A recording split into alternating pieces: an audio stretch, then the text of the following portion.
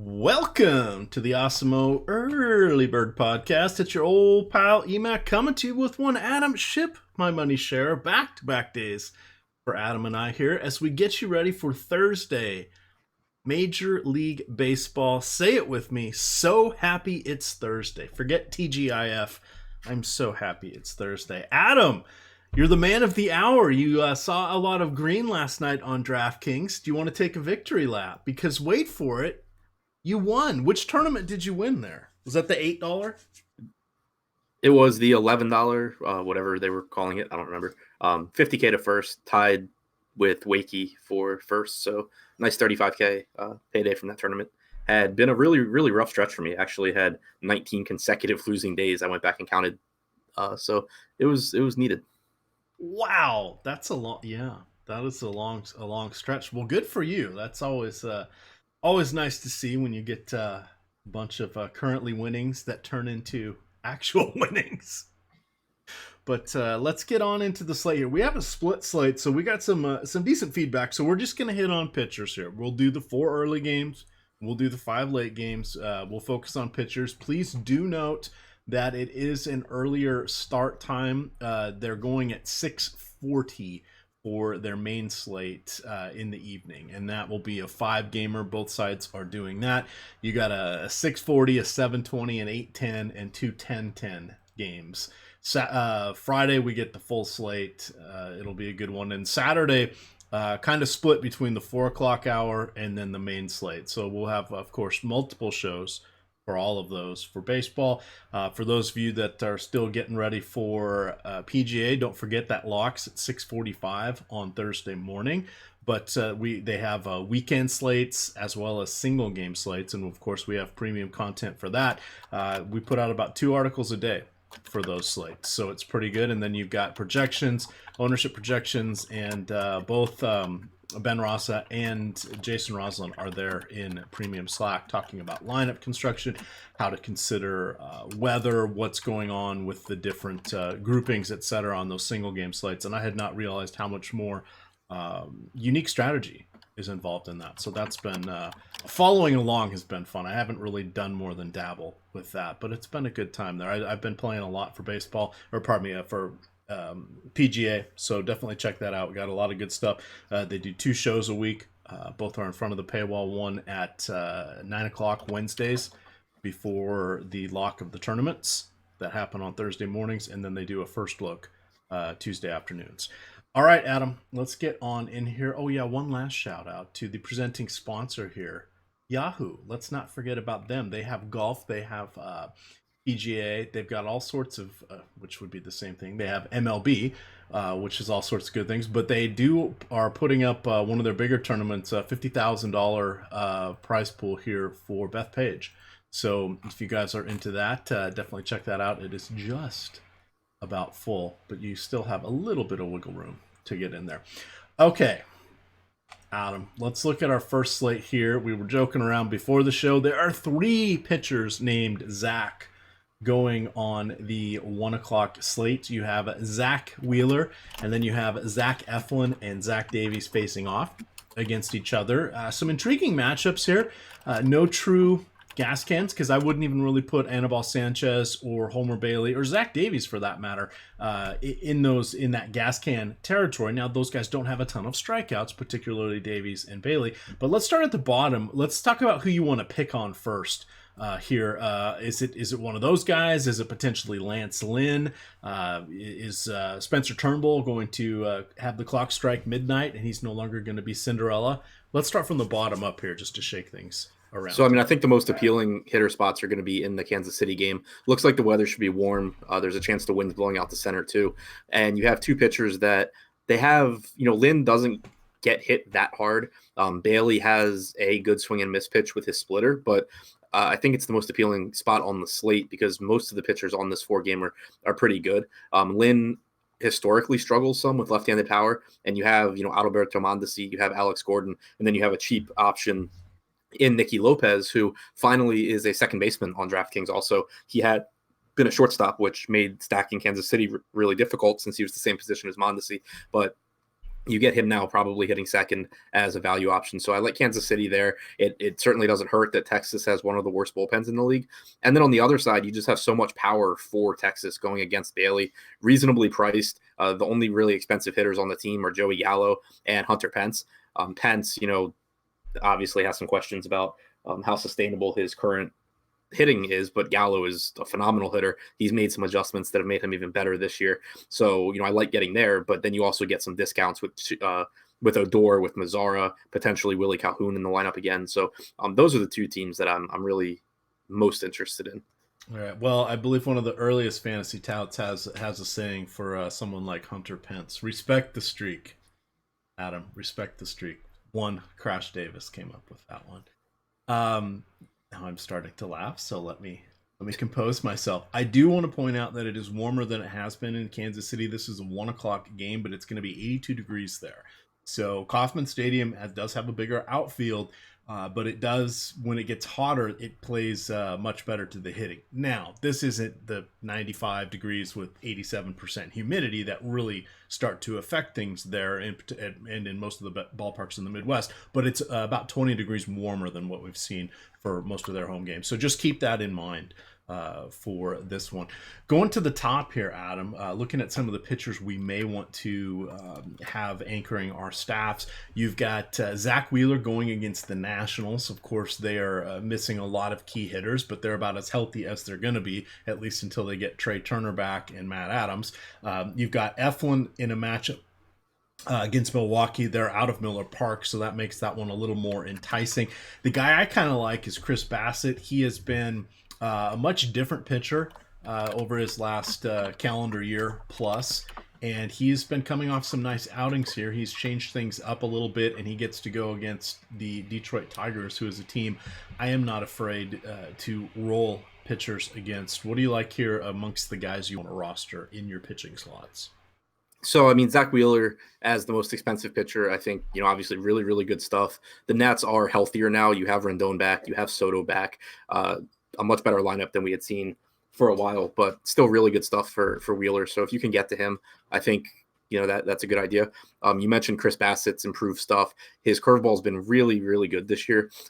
Extra movement on it compared to last year. It's translated into more swinging strikes on his pitches across the board, and he has a phenomenal matchup against the Tigers. So I really like getting to Bassett. I think the Turnbull is a decent option. Oakland doesn't strike out as much as you would expect for a team with that much power. I think Turnbull is a pretty good pitcher, but he's expensive enough where I would rather get to Bassett in the more favorable matchup.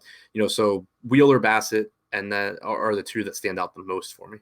All right, and then with regards to Oakland, keep in mind they had the day off on Tuesday, if I'm remembering correctly. They had played the Mariners, finished up their series on, now I've lost track of days. They had Wednesday off. Today is Wednesday, Adam. Tomorrow's going to be Thursday. Remember I said I'm going to be so happy it's Thursday. Good God, where does the week go? In any event, they have a travel day, but that's one more day where Chris Davis's ailing hip can rest, and he is coming off, he had a 2 home run game out there in Seattle. So just make note of that. Anything else you want to hit on here for the early 4-game slate? Because there are both sites have 6-figure contests.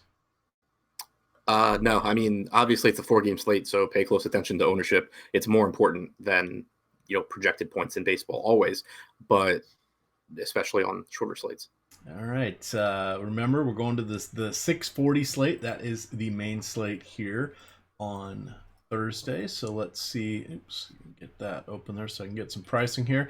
All right. Some pitchers I like on this one. I'm not really fans of some of their matchups. I like Luis Castillo. He is going against Chicago, the Cubs, that is. Never a fun matchup against them. You've got Jose Quintana going against Cincinnati. Normally we don't like pitchers in Great American Ballpark, but this Cincinnati team, not that scary. Julio Teherán gets his dream matchup going against a boatload of righties on the St. Louis squad there, so that's helpful to him. However, pitching in SunTrust Field, not always the best. And then Marcus Stroman, intriguing matchup, but damn it, he never seems to get strikeouts for us, Adam. He'll get 1,000,000 ground balls, but he's going against Chicago. That's kind of interesting. Amongst those players there at the top, Are is that does that consist of your short list of guys you're intrigued by? Well, Castillo is the one that really stands out. He's just been absolutely phenomenal this season. He's made strides with the few issues that he had in the past. He's doing a much better job against lefties, locating better, not giving up the home runs to them that he did in the past, and not giving up any expected power either. So I don't expect him to suddenly start giving up a bunch of bombs to them. 31.8% strikeout percentage is the highest on the 5-game slate. It's the highest on any of the slates, slightly ahead of Chris Bassett. Almost an 11% walk percentage is a little bit concerning, especially against a Cubs team that does have so many veteran hitters. But the stuff's really, really good. The price tag's affordable. So I like Castillo a ton if you can get up to him. Quintana's been a bit better this year, but still not, a super high upside pitcher. And he does have a tough matchup against some righties that don't strike out a lot and that have some power, with Nick Senzel, Suarez, and Puig probably being 3 of the top 4 hitters in that lineup. And for Teherán, he does get a lot of righties. Like you said, you prefer him against righties, but it is still really scary taking pitchers against the Cardinals just because they're so good. I think I would rather go to Stroman. He's a good real life pitcher. He's shown some signs this season of potentially getting more strikeouts. We've had some games where he features his slider a bit more than he has in the past. It's not always the case, but in a high strikeout matchup against the White Sox, I'm fine going there because, worst case, you're paying a mid-range price tag for a guy that is a good real-life pitcher, does a good job limiting runs, and, best case, you actually get some strikeouts with it. All right, I want to talk a little bit about the Cubs here because I agree. I do like Luis Castillo, but here's sort of the kind of the concerns here. If we look at the Cubs against righties this season, they have a 115 WRC plus. That is 8th. They have the second highest walk rate third highest at 11.4, and their strikeout rate is right in the middle there, 23%. That's 15th overall. I know. So looking at individual hitters, which ones are going to kind of scare you the most? Is this one where you don't mind on a shorter slate getting a hitter or two against your pitcher, or do you limit that sort of thing when you're doing your full portfolio of stacks? Do you with 10 teams in the player pool? Yeah, 5-game slate, I'm not taking hitters against my pitcher. Okay. Unless, the exception would be, and I don't think there really is one on this slate, but the exception would be if you had a spot like, I don't know, a pitcher that gives up a lot of home runs, but also gets a lot of strikeouts. If you had like a power hitter on the opposing team that was reasonably priced, I wouldn't mind that, because that situation gives you, one, you're contrarian by, having that hitter against the pitcher, but 2, it's really easy for the pitcher to succeed because of the strikeouts and for the hitter to hit a home run. But I don't think we really have any of that on this slate. Like, you look at the pitchers that give up home runs, and they're guys that I'm just not rostering anyway. So yeah, Carpenter and Teherán would be the one I wouldn't hate. Yeah, that's a good point. Yeah, and then Rizzo and Castillo would be the other one. Sure. I wouldn't really want to take. Now, I'm one that I usually set my, don't take more than 2 hitters against your pitchers. Just kind of, that's my default setting. I change that when it goes to 4 games or less. On a 5-game slate, I'll still do that, but a lot of times I'll check and see who it is going against them. I wouldn't want to take like both Rizzo and Bryant against Castillo. I would feel that that's just too much salary being allocated to hitters against my pitcher. If I had 2 Cubs and one of them was one of those 2 guys, and then one of them was, somebody who was cheap that was filling out my roster, I wouldn't mind as much. But when you're going strength against strength, that is where I kind of draw the line on some of these. If it's just one batter, I don't mind. So if I were to just set this to be one, I wouldn't go back and check who it is, because I'd be like, whatever. It'll all come out in the wash, and then you got probably 3 innings against the bullpen, so they'll probably have at least 1 at bat, if not 2, against pitchers that aren't yours.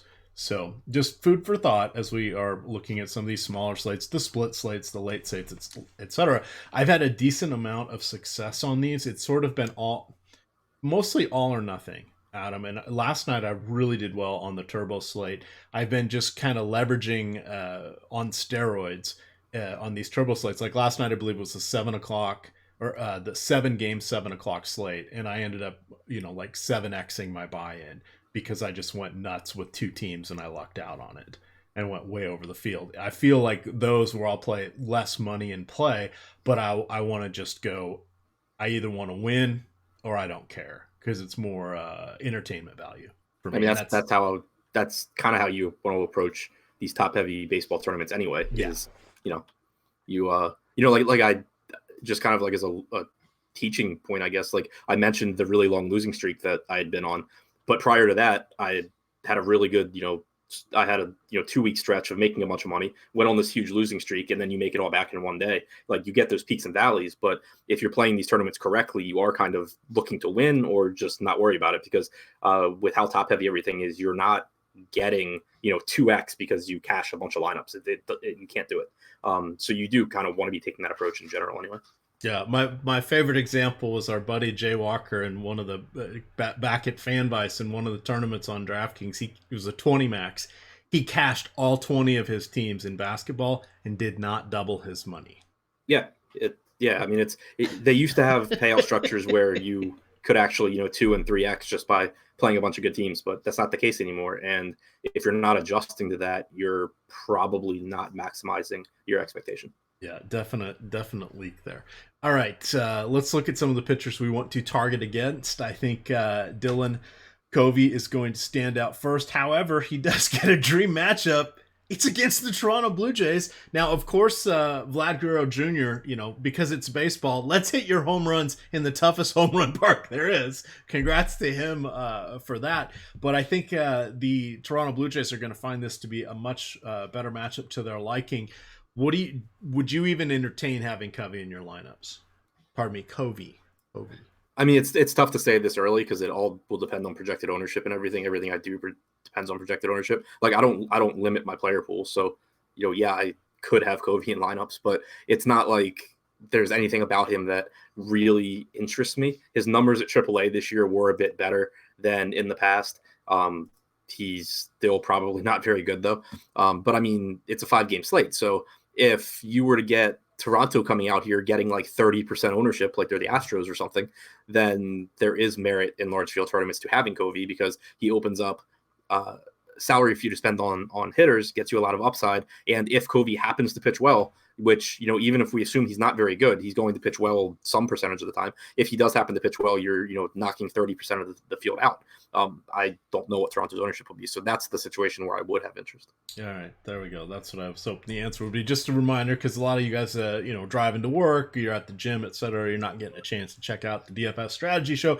Reminder, we're getting most of those out on podcast form as well. But the Strategy Show doesn't. I mean, it works for the slate, but it also gives you these teaching moments and these concepts that can be applied throughout the different slates, sub slates, full slates. I mean, if you like on Saturday or Sunday or a big Friday that has a bunch of a 4-game late slate, or we have had a couple nice ones in the last few weeks where it was 15 games but 4 at 8, 4 at 9, 2 at 10, etc.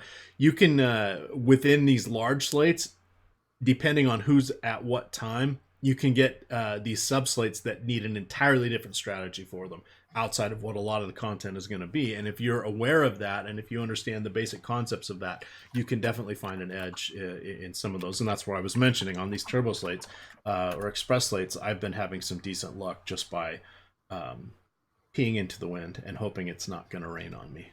There you go, Adam. There you go. That made no sense, but made me laugh on the inside. You know what makes me laugh on the outside? Pittsburgh Pirates, 73 WRC plus going against lefties. They've got Eric Lauer out there in Petco Park. Weighted runs created plus is an advanced metric that neutralizes ballpark factors, creating a league-wide baseline of 100. So that means they score 27% less efficiently against lefties than the average team. What do you want to do here with Eric Lauer as a potential cheapie? Yeah, I mean, he's the guy from a projection standpoint that I would want to get to as the SP2. You look at the guys priced around them. Dylan Covey's not good. Eric Swanson's in a brutal matchup against Minnesota. Michael Pineda has not been very good this year either, and he's got a tough matchup against Seattle. So you have Lauer kind of just sticking out as the guy that isn't very good either, but has a favorable matchup in a decent park to pitch in. Starling Marte from the right side. You have Josh Bell with power, but they're both really, really expensive. So it's not like you're really getting to those guys in lineups anyway. So you may as well, be using Lauer as an SP2. Mariners and Twins, both top 6 in weighted runs created plus against righties. What is the temperature going to be there in that game? Too many tabs. Let's see. Minnesota. It is going to be, oh, slight chance of rain, 60 degrees. Okay. Oh, that's in, never mind. That's in Seattle. Sorry. Don't worry about the rain because they have the convertible roof, but it is going to be a little cooler there. But that's all right. I still like the offenses here. You get Nelson Cruz in a Hey Remember Me game. That's always going to be fun. You've got the new Mariners. A lot of heavy hitters in their lineup, or a lot of hitters that don't necessarily lose when they're going either in with the platoon advantage or against it. With Haniger, Vogelbach, Encarnacion. Vogelbach got a lefty home run the other night. Haniger and Edwin Encarnacion are good against both righties and lefties. So whomever ends up coming out of the bullpen for the Twins, not going to be an easy matchup for them. That'll be a fun one. I have a feeling, Adam. I have a feeling I know who I'm going to talk about for one of my late slate stacks there in the Spotlight Hitters and Stacks article that's free in front of the paywall every day at Osmo. I generally try to put that out the night before, so when you guys are waking up, you have content immediately to give yourself a little something to read, a little something to think about. And I usually put one team per slate. So, I'm not always going to write a Boston or Colorado, etc. But on these little sub slates here, it's kind of an interesting look on what you can do. And while it won't always be a perfect full stack, you can usually get 2 or 3 decent hitters that will then become your core with what you are doing. Anything else, Adam, that you would like to mention on our 5-game late slate here? Minnesota, I think, is just in a really good spot. Swanson's a guy who throws a lot of strikes. He's decent, but I think that Minnesota is just in a really good spot. All right. I think that is going to do it for us. These are kind of the basics here, but it's important stuff. Remember, you get at 9:30, you get the DFS strategy show breaking down game by game. You will get the deep dive article will be coming out in the afternoon. Double check and see. I don't know if we'll do one show or two on Thursday just because it's that earlier start and there are just 5 games on the main slate.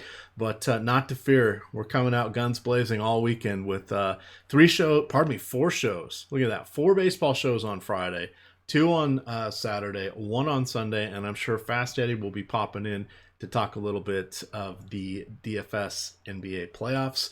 With that, gamers, you can follow Adam at ShipMyMoneyDFS on Twitter. I am at EmacDFS, and of course, it is Osmo_COM. Good luck, gamers.